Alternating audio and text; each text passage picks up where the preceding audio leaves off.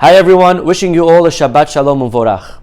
We have in this week's parasha one of the most powerful and well-known verses in the entire world. And that is the pasuk, Ve'ahavta lere'acha kamocha. Love your fellow like you love yourself. And that is so powerful, and I believe it's appreciated and recognized and respected by everyone in the world. Matter of fact, when Rabbi Akiva heard this pasuk, that we should love others like we love ourselves, he responded, Amar Rabbi Akiva, says Rabbi Akiva, Ze klal gadol baTorah. This is such an important principle in our Torah. Basically, how this pasuk kind of sums it up. But we know something very interesting. We are now in a time of mourning called the Omer. We don't listen to music, we don't go to weddings, we don't shave, right? And the reason we are mourning is because of the tragic loss of Rabbi Akiva's students. Rabbi Akiva had 24,000 students, and unfortunately they all died in this time period, over 1,500 years ago. And therefore, until Lag BaOmer, it's a time of mourning.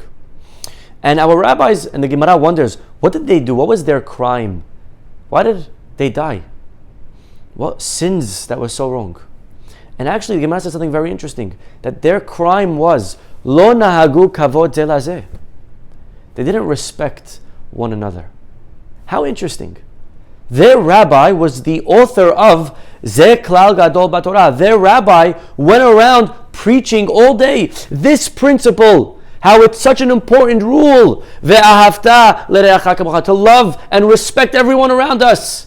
And how could it be that the students of this man, the Talmidei Rabbi Akiva, died because they didn't respect? How could they not respect if their Rebbe is the one that taught such an important statement? And I believe the answer is because Ze klal gadol baTorah.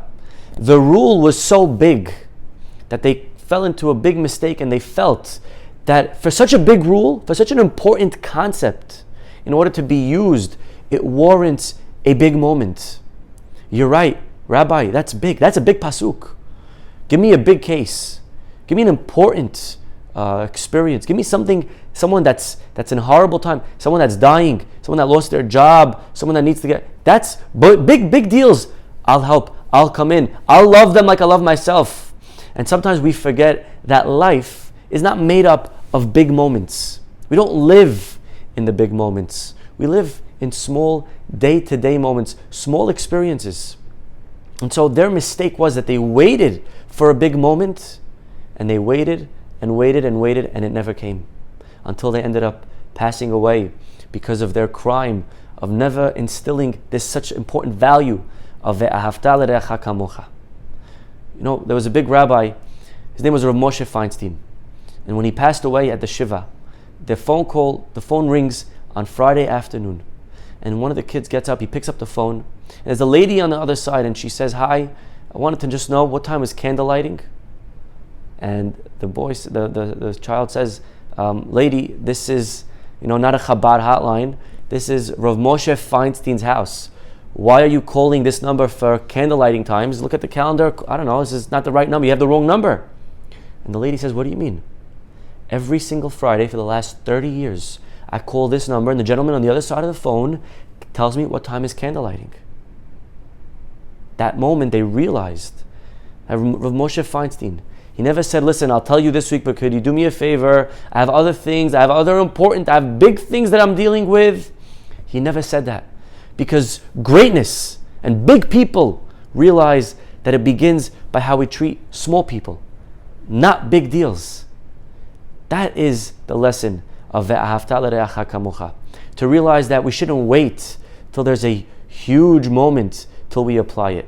Life is filled with small moments that we can just smile at somebody, that we can say hello, that we can encourage a couple of minutes. We're not going to save anyone's life with these. We're not going to make headlines with these small acts of kindness. But that's where greatness begins. Shabbat Shalom.